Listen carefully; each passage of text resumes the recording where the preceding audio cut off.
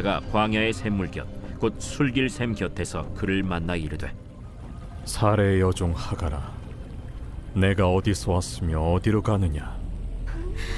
나는 내 여주인 사리를 피하여 도망하나이다. 내 여주인에게로 돌아가서 그 수하에 복종하라. 내가 내 씨를 크게 번성하여 그 수가 많아 셀 수 없게 하리라. 내가 임신하였은즉 아들을 낳으리니 그 이름을 이스마엘이라 하라. 이는 여호와께서 내 고통을 들으셨음이니라. 그가 사람 중에 들나귀같이 되리니 그의 손이 모든 사람을 치겠고 모든 사람의 손이 그를 칠지며 그가 모든 형제와 대항해서 살리라. 하갈이 자기에게 이르신 여호와의 이름을 나를 살피시는 하나님이라 하였으니 이는 내가 어떻게 여기서 나를 살피시는 하나님을 배웠는고? 이러므로 그 샘을 부엘라헤로이라 불렀으며 그것은 가데스와 베렛 사이에 있더라. 고전 명작 중에 진 웹스터의 소설 키다리 아저씨, 아마 보신 분들은 많을 거예요. 고아 주디라는 한 소녀의 꿈과 희망을 지지해주고 도와주는 따뜻한 보살핌을 느낄 수 있도록 키다리 아저씨가 도와줍니다. 우리가 이 키다리 아저씨를 보면서 나에게도 이런 키다리 아저씨가 있으면 어떨까 하는 생각도 드실 거예요. 아마 이 주디라는 고아이기에 얼마나 마음이 아프고 힘들겠습니까? 그러나 이 키다리 아저씨로 말미암아 행복함을 느끼고 든든함을 느꼈을 것입니다. 그러나 이 키다리 아저씨는 영원한 하나님이 아니셔요. 유한한 인간이라는 것입니다. 그 보살핌도 돌봄도 한계가 있다는 것입니다. 우리 읽어보시면 아시겠지만 나중에 또 아픈 부분도 나오지 않습니까?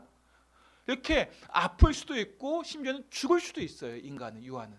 그래서 영원한 보살핌이 되지 못합니다. 그러나 우리 하나님의 보호하심과 보살피심은 한계가 없다는 거예요. 저와 여러분의 영원한 보호하심과 도우심이 되시는 그 하나님은 우리의 영원한 키다리 아저씨를 믿으시기 바랍니다. 우리 하나님께서 저와 여러분의 키다리 아저씨예요. 그 하나님께서 저와 여러분의 보살피시는, 돌보시는 하나님이시라는 것입니다.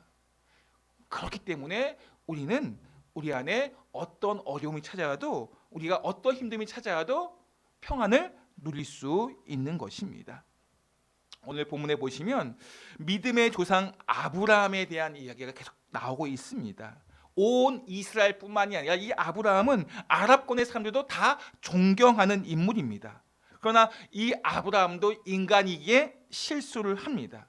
자녀를 주시겠다는 하나님의 그 약속을 끝까지 신뢰하지 못하고 인간의 방법을 찾아 행한다는 것입니다. 물론 그 당시에는 그 인간의 방법이 너무나도 당연했기 때문에 사례도 아브라함도 여종을 통해서 자녀를 얻는 것에 대해서 그렇게 개의치 않았습니다. 그러나 이 아브라함의 행위를 하나님은 기뻐하지 않았어요. 그 실수가 나비효과가 되어서 나중에 아브라함, 이스라엘 민족에게 큰 고통으로 이어지게 됩니다. 사례는 여종 하갈을 아브라함에게 주게 되고 아브라함은 하갈과 동침하여 임신을 하게 됩니다. 자식이 없었던 아브라함의 가정은 일순간에 큰 기쁨을 누릴 수 있게 됩니다. 지금까지 80년 넘어서 자식이 없었는데 이 하갈을 통해서 아브라함의 자식이 생긴다니 그 가정에 얼마나 들떠 있겠습니까? 그때 여종 하갈, 자신이 임신함을 알게 되고 이제 여주인 사례를 멸시하게 됩니다. 마치 자신이 여주인이 된 것처럼 행동을 합니다. 이 일로 말미암아 사례는 아브라함에게 분노를 터뜨리게 됩니다. 그리고 아브라함은 이 하갈과 사례의 문제를 자신이 그 문제를 해결하지 아니하고 사라에게 모든 권한을 이임하게 됩니다. 그때부터 사례는 자신을 멸시한 하갈을 학대하며 복수를 하게 됩니다. 이 임신한 하갈을 괴롭히기 시작한 것입니다. 6절 하반절 말씀 볼까요? 시작. 사례가 하갈을 학대하였더니 하갈이 사례 앞에서 도망하였더라. 하갈은 이 사라의 학대로 도망쳤습니다. 사라가 얼마나 심하게 학대를 하였는지 하갈은 견딜 수가 없어 도망을 쳤습니다. 근데 하갈이 어디로 갈까요? 친정이 가까이 있는 것도 아니고 먼 땅 애굽에입니다. 주변에 갈 곳이 없어요. 그러나 결국에는 갈 곳이 고향밖에 없는 거예요. 고향의 땅을 향해 이제 하갈은 떠났습니다. 도망갔습니다. 그 고향 땅을 향해 가는 길은 결코 쉬운 길이 아니에요.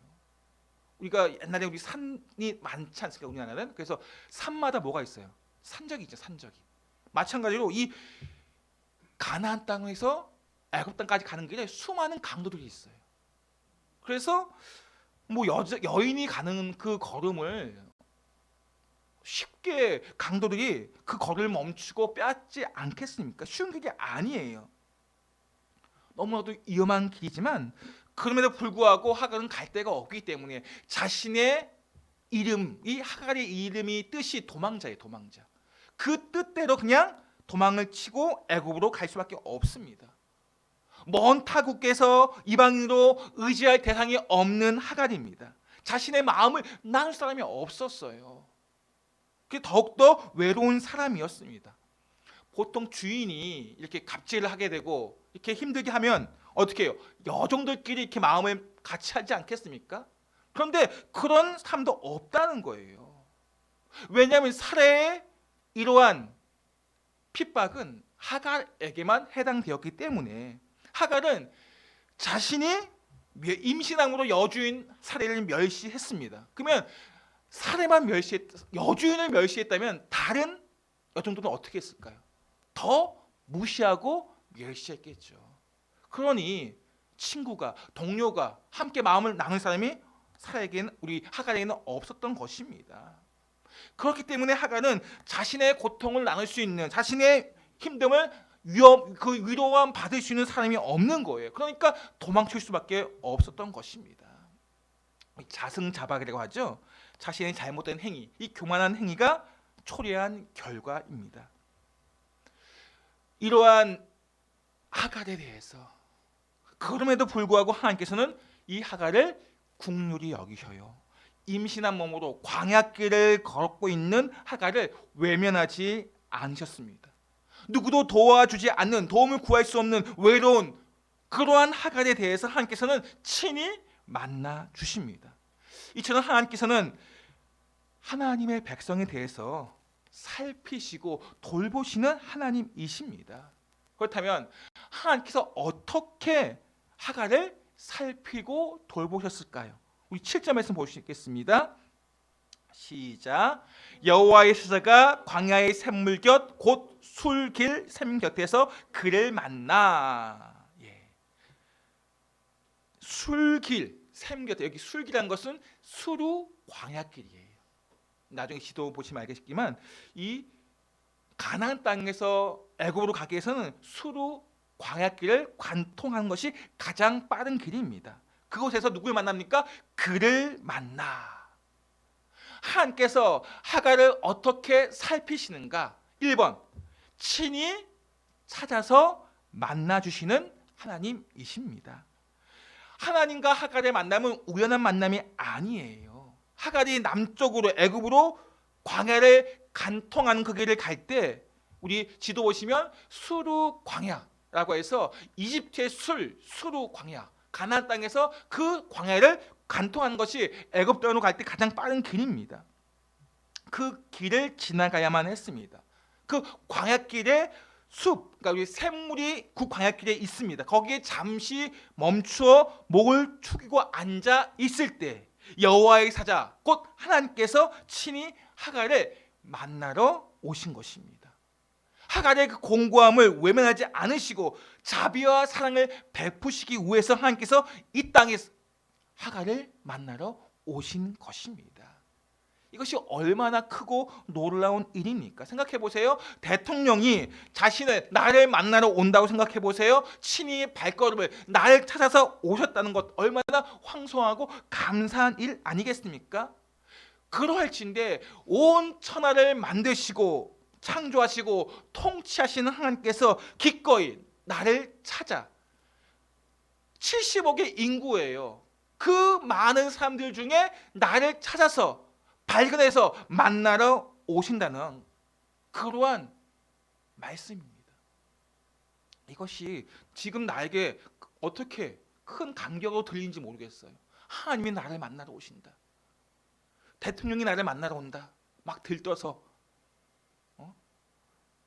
좀 이렇게 긴장이 되지 않겠습니까? 와, 하나님 만난다. 대통령 만날 때 하물며 하나님께서 나를 만나러 오신다면 얼마나 감사하고 황송한 일이 되지 않겠습니까?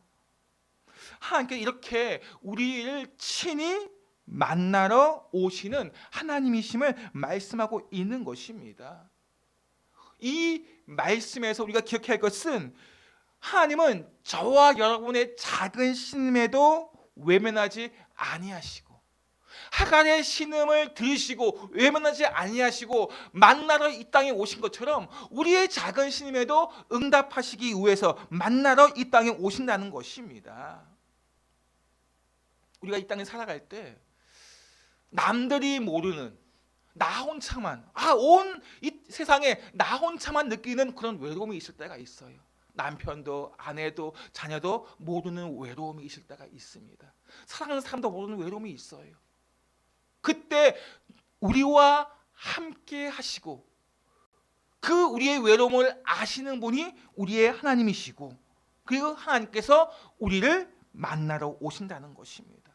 내 목마름을 다른 사람은 몰라요. 내 아픔을 모릅니다. 그러나 우리 하나님은 나의 아픔과 갈급함과 힘듦을 아신다는 거예요. 그리고 그 목마름을 해결시켜 주시고 우리를 살피시고 우리를 만나러 오신다는 것입니다. 이 얼마나 큰 감격 아니겠습니까? 내 작은 신음에도 응답하셔요. 내 한숨 소리도 다 듣고 계신다는 거예요. 내 아픔을 다 아신다는 거예요. 그리고 신이 나를 그렇게 살피시면서 우리를 만나러 오신다는 거예요. 그 하나님께서 하갈을 어떻게 살피시는가? 하갈의 이름을 불러주십니다. 8절 상반절 볼까요? 시작. 이르되 사라의 여종 하갈아 내가 어디서 왔으며 어디로 가느냐. 하나님께서 하갈의 이름을 불러주십니다. 사라의 여종 하갈아. 누군가가 나를 따뜻하게 불러줄 때 하나님께서 하갈을 부를 때 막 무섭게 불렀을까요? 아마 그렇지 않을 거예요. 지금 지쳐 있고 마음의 아픔 가운데 힘든 가운데 있는 하갈을 무섭게 부르지 않았을 거예요. 따뜻한 음성으로 사라의 여종 하갈아. 얼마나 따뜻하게 불렀어요. 봄바람같이 아주 따뜻하게 우리 하갈의 이름을 불렀을 것입니다. 이렇게 나의 이름을 따뜻하게 부를 때 우리는 어떨까요? 위로를 받죠. 힘을 얻죠. 우리 김춘수 시인의 그 꽃이라는 시가 있어요. 이거 한번 제가 읽어드릴게요. 시. 내가 그의 이름을 불러주기 전에는 그는 다만 하나의 몸짓에 지나지 않았다. 내가 그의 이름을 불러주었을 때 그는 나에게로 와서 꽃이 되었다. 이름을 불러준다는 것이 이름을 부르기 전에는 그냥 하나의 몸짓에 불과한 그 꽃이 이름을 불러줬을 때 그 꽃이 존재를 느끼게 되는 것입니다. 정체성을 확립하게 되는 것입니다. 나의 이름을 하나님께서 불러주실 때 사랑하는 아들아, 사랑하는 딸아 하면서 나의 이름을 불러줄 때 생각해 보세요. 우리는 이 땅에서 수많은 수십억의 인구 중에 한 사람이잖아요. 나의 가치가 세상 사람들에 비해 우리가 내가 가진 것도 없고 배운 것도 없고 능력도 없고 힘도 없고 그렇게 나를 바라볼 때 내가 그렇게 느껴질 때가 있지 않습니까? 내가 지금까지 이루는 것이 뭐지? 내가 지금까지 한 것이 뭐지? 사람들이 나를 어떻게 생각할까? 수십억의 인구를 바라볼 때 참 똑똑한 사람도 많고 탁월한 사람도 많아요. 가진 사람도 많고 부유한 사람도 많고 그들에 비하면 나는 너무나도 없어 보여요. 초라해 보입니다. 그런데 하나님께서 나의 이름을 불러주신다면 세상의 그 어떤 사람보다 나는 나의 존재 가치가 나의 정체성이 하나님이 나의 이름 불러줄 때 나는 어깨에 힘이 들어가고 뿌듯해지는 거예요. 가진 것이 없어도, 배운 것이 없어도, 주어진 것이 없어도 하나님께서 나의 이름을 불러줄 때 그 하나님은 전능하신 창조주 하나님이셔요. 누군가가 나의 이름을 따뜻하게 불러주기만 해도 나의 이 마음이 위로가 되고 힘이 될 텐데, 전능하신 하나님께서 나의 이름을 불러준다는 것은 내 존재가 어떤 가치가 있고 하나님의 자녀라는 그 가치는 세상의 행복과도 비교할 수 없는 가치예요. 그렇기 때문에 내 이름을 불러줄 때 나는 세상 속에서 70억의 인구 중에 정말 바다의 모래 중에 하나, 정말 어떻게 보면 아무 존재 가치도 없어 보이는 그런 나를 하나님께서 불러주신다면 나는 하나님의 백성으로, 자녀로 큰 가치가 있음을 느끼게 된다는 것입니다. 하갈의 이름을 부르신 하나님께서 저와 여러분의 이름을 부르심을 믿으시기 바랍니다. 지금도 하나님께서는 사랑하는 나의 이 이름 불어가면서 나를 만나러 오신다는 거예요. 만나기를 원하신다는 것입니다. 하갈이 하나님을 만나고자 하지 않았음에도 불구하고 그 하갈을 긍휼히 여기시고 찾아오셨다면, 내가 하나님의 이름을 부르실 때 하나님 만나고 싶습니다 라고 했을 때 어떻게 했습니까? 우리 하나님께서 당연히 만나러 주시겠죠. 하나님 만나고 싶습니다, 그렇게 부르짖고 계십니까? 나를 찾는 자에게 하나님께 친히 만나러 오신다고 약속하셨어요, 말씀으로. 오늘 하갈이 그렇게 부르짖지 않았음에도 불구하고 그를 긍휼히 여기시고 만나러 와 주셨다면, 내가 하나님의 이름 부르신다면 우리 하나님께 어떻게, 사랑하는 아들아, 사랑하는 딸아, 내가 여기 있다, 내가 너를 만나기 원한다, 이렇게 응답하시지 않겠습니까? 지금도 여러분의 이름을 부르시고 여러분을 만나기 원하시는 분이 우리 하나님이심을 믿으시기 바랍니다. 하갈의 이러한 상황, 이러한 모습은 2000년 후에 우물가에 목마름을 채우기 위해서 찾아온 한 여인을 우리는 떠올릴 수 있습니다. 그 여인은 소망이 없는 삶을 살고 있어요. 남편이 없어요.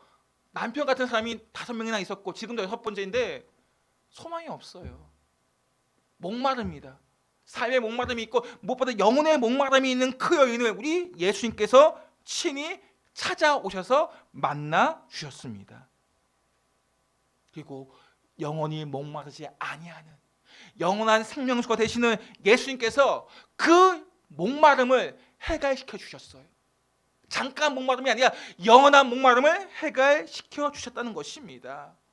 이 예수님께서 저와 여러분에게도 마찬가지로 영원히 목마름을 해결시켜 주시기 원하십니다. 우리도 예수님을 말미암아 우리의 모든 목마름이 해결되었음을 믿으시고 기쁨으로 감사하시기 바랍니다. 두 번째로, 하나님의 백성을 살피시는 하나님은 어떻게 하갈을 살피셨을까? 11절 말씀 볼까요? 시작. 여호와의 사자가 또 그에게 이르되 내가 임신하였은즉 아들을 낳으리니 그 이름을 이스마엘을 하라. 이는 여호와께서 내 고통을 들으셨음이니라. 아멘. 여호와께서 내 고통을 들으셨음이니라. 우리 하나님은 이렇게 우리를 살피십니다. 우리의 고통을 들으시는 하나님이셔요. 저와 여러분의 고통을 들으시는 하나님이십니다. 하나님의 백성을 감찰하시고 살피시면서 우리의 고통을 들으신다는 것입니다. 지금 하나님께서 하갈의 고통을 들으셨습니다. 우리 인생은 수고와 슬픔 가운데 고통이 참 많아요. 그 고통 때문에 우리의 삶이 때로는 무너지기도 합니다. 그 슬픔, 그 고통 때문에 비극적인 상황이 일어나기도 한답니다. 우리가 수고와 슬픔으로 만든 고통으로 말미암아 삶이 무너지고 비극적인 상으로 가기도 한다는 거예요. 우리 최근에 묻지마 그런 폭행, 묻지마 살인 너무 많이 비일비재 일어나고 있습니다. 최근에 일어났던 그 사건도 뭐 기사를 읽어보면 뭐 특 먹고 넣었는데 떨어졌대요. 그때부터 좌절감으로 상실감으로 곧 스트레스와 고통이 찾아왔다고 합니다. 나중에는 이 고통의 문제를 해결하지 못하고 결국에는 비극적인 결과가 나오지 않았습니까? 미국에서 일어난 이 총기 난사 사건이 참 많지 않았습니까? 최악의 총기 난사 사건이 한국인에 의해서, 한국인 이민자에 의해서 벌어졌습니다. 버지니아 공대에서 일어난 총기 사건, 무려 32명이 사망했습니다. 얼마나 끔찍한 사건입니까? 이런 사건이 일어나기 전에도 그 총기 사건을 일으킨 그 학생, 그 사람에게도 어떤 고통이 있었습니까? 우리가 알지 못하는 고통이 있습니다. 그러나 그 고통 가운데 방치됩니다. 가족들도 몰랐다고 합니다. 자기 동생이 그러했던지. 그냥 그 가운데 자기 혼자 고통을 안고서 결국에는 누군가가 살펴보지 않으니까, 누군가 돌보지 돌아보지 않으니까 그 고통 가운데 그 삶이 결국에는 비극적으로 일어나게 된 것입니다. 비극적인 삶을 이끌어지게 된 것입니다. 고통의 문제를 누군가가 들여다보고 살펴보면 힘을 얻고 위로만 받을 수 있습니다. 무엇보다 우리 하나님께서는 우리의 고통을 들으시는 하나님이셔요. 고통을 하나님께서 들으신다는 것은 고통의 문제를 해결해 주신다는 거예요. 저와 여러분의 고통을 들으시는 하나님, 그 하나님께서 우리의 고통을 들으신다는 것은 곧 우리의 문제가 해결된다는 것입니다. 어떤 암담한 문제로 내가 고통을 당한다 할지라도 하나님께서 그 고통을 듣기만 하신다면 우리는 문제가 되지 않는 거예요. 주님이 아신다면 우리 문제는 근본적으로 해결될 수 있습니다. 하갈만의 그녀만의 고통을 들으시는 것이 아니라 저와 여러분의 고통도 우리 하나님께서 들으시고 살피신다는 것입니다. 우리 하나님께서는 우리의 고통을 아셔요. 우리 고통을 살피십니다. 그리고 그 고통을 들으신다는 것은 곧 응답하신다는 거예요. 그 문제를 해결해 주신다는 것입니다. 우리가 하나님 앞에 하나님께서 어떤 하나님이신가를 잊지 마시고 우리를 살피시는 하나님께서는 저와 여러분의 고통을 들으시는 하나님이시고 문제를 해결해 주시고 응답하신 하나님이심을 믿으시기 바랍니다. 고통이 없는 사람이 어디 있겠어요? 우리 모두가 수고와 슬픔 속에 인생을 살아가고 있습니다. 그 고통에 신음하고 있습니다. 그 고통을 누군가가 돌아보고 있어요. 살펴보고 있습니다. 무엇보다 우리 하나님께서 살펴보고 계셔요. 그리고 그 고통을, 그 신음하심을 해결해 주시는 하나님이심을 믿으시기 바랍니다. 세 번째로 우리 하나님께서 우리의 백성의 고통을 살피시고 그리고 하갈을 어떻게 또한 감찰하고 살피시는가. 9절 말씀 보겠습니다. 시작. 여호와의 사자가 그에게 이르되 내 여주인에게로 돌아가서 그 수하에 복종하라. 아멘. 하나님께서 하갈을 만나시고 그 고통을 들으셨어요. 이제는 하나님께 어떻게 그 하갈의 삶을 살피고 계시는가. 세 번째 볼까요? 문제의 본질을 깨닫게 하시는 하나님이십니다. 지금 하갈의 문제가 무엇입니까? 하갈의 고통이 무엇입니까? 사라에게 학대를 받아서 하갈은 그 문제를 해결하기 위해서 어떻게 했습니까? 도망쳤어요. 당면한 문제를 지금 사라의 학대를 피해서 도망치는 결정을 했습니다. 근데 지금 하나님께서는 하갈의 문제를 어떻게 응답하십니까?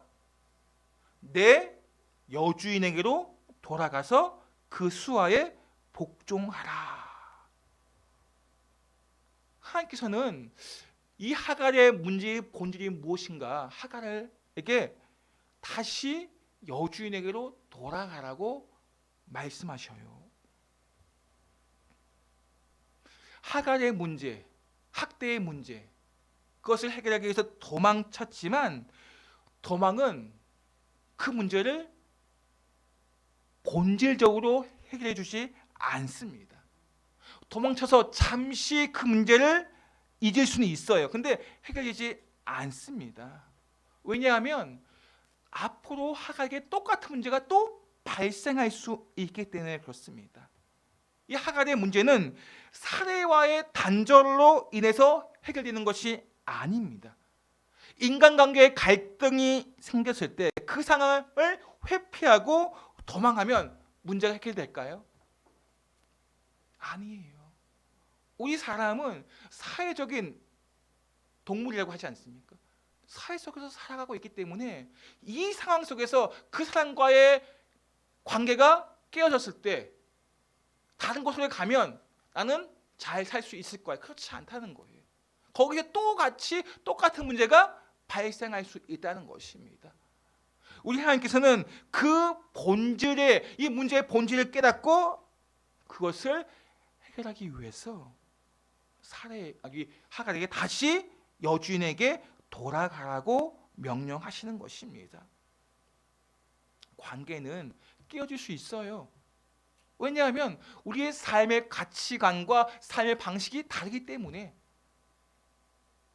관계가 깨어질 수 있습니다. 그러나 그 관계가 회복되어질 수 있도록 새로운 관계로 또한 서로 이해할 수 있도록 말씀에 순종해야 한다는 것입니다. 그래서 하갈에게 다시 사라에게 돌아가도록 명령하시는 거예요. 하갈이가 그 문제를 본질적으로 해결할 수 있도록 관계가 회복되어서 다시 그곳에서 새로운 삶을 살아갈 수 있도록 회복할 수 있도록 하나님께서는 도와주신다는 것입니다. 말씀의 순종함을 통해서 하갈이 돌아간 건 쉬운 결정이 아니잖아요. 자기를 학대했던 여주인에게 돌아가는 거예요. 도망갔습니다. 분명히 관계가 뭐 여주인뿐만이 아니라 다 좋지 않은 가운데 있을 거예요. 돌아간다는 것은 정말 힘든 결정이에요. 그러나 하나님께서 명령하시자 하갈은 순종한다는 거예요. 이것이 놀라운 거. 우리는 어떨까요? 만약 내가 하갈의 입장이라면 여주인을 멸시한 가운데 여주인의 학대를 받고 다른 사람과의 관계도 좋지 않은 가운데 있어요. 그래서 도망쳤습니다. 다시 그 자리로 돌아간다는 것 쉽지 않은 결정이에요. 그러나 하갈은 말씀에 순종합니다. 말씀에 순종한 하갈은 다시 여주인 사례에게 돌아갔습니다. 그리고 거기에 수하로 여종으로 있게 됩니다. 우리 하나님께서는 우리 하갈을 부르실 때 사례의 여종 하갈아 이렇게 불렀어요. 하갈이 어떻게 해야 되는가 알려주고 있는 거예요. 네가 다시 여종으로 그 정체성을 존재를 잊지 말고 다시 돌아갈 때 하나님께서 하갈에게 복을 주시고 비전을 주시겠다고 약속하십니다. 우리는 당면한 문제를 피하는 것으로 도망치는 것으로 해결되지 않는다는 것을 아셔야 돼요. 각각의 당면한 문제가 있지 않습니까? 우리도 그 문제 앞에 회피하기보다 이 문제의 본질이 무엇인가를 깨닫고 말씀에 순종할 때 하나님께서 놀라운 역사를 보여주시고 하갈에게 복과 비전을 주십니다. 저와 여러분도 인생의 문제를 통해서 우리의 삶의 목적을 다시 한번 돌아보시고 본질을 깨닫고 하나님을 의지하고 신뢰하면서 말씀에 순종하기를 예수님의 이름으로 축복합니다. 다시 돌아가셔야 돼요. 말씀의 자리로 돌아가시고 하나님께서 우리가 돌아가야 할 자리가 어딘가 말씀하실 때 말씀에 순종할 때 하나님께서는 순종하는 자의 삶에 역사하신다는 거예요. 하나님을 친히 만나 경험할 수 있게 하신다는 것입니다.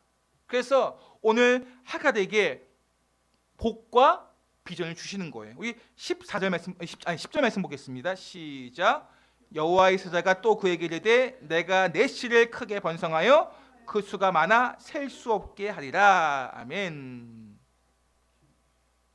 하갈에게 하나님께서는 그녀를 살피시고 직접 하갈을 찾아와 만나 주실 뿐만이 아니라 그녀의 이름을 불러 주셨습니다. 그리고 그 존재 가치를 확인시켜 주셨어요. 그리고 하갈의 고통을 들으셨고 본질적으로 어떻게 그 문제를 해결해야 될지 알려주십니다. 그리고 하갈은 말씀에 순종함으로 다시 돌아감을 통해서 회복되어지고 오늘 본문의 말씀처럼 복을 주십니다. 내가 내 씨를 크게 번성하여 그 수가 많아 셀 수 없게 하리라. 하갈에게 주신 복이에요. 또 14절 말씀 볼까요? 시작. 이러므로 그 샘을 부엘라 헤로이라 불렀으며 그것은 가데스와 베레 사이에 있더라. 아멘. 부엘라 헤로이. 우리 하갈이 누굴 만났습니까? 하나님을 만났어요. 구약 시대엔 하나님 만나면 곧 뭐라고요? 죽음이에요. 하나님께서는 모세도 하나님을 볼 수 없도록 그 등만 보여주셨습니다. 지금 하갈은 하나님을 만났음에도 불구하고 죽지 않았습니다. 그 샘을 부엘라 헤로이라. 사시는 하나님, 그 하나님께서 나를 살피시고 나를 돌아보시고 나의 우물이 되어 주셨음을 말씀하고 있는 것입니다.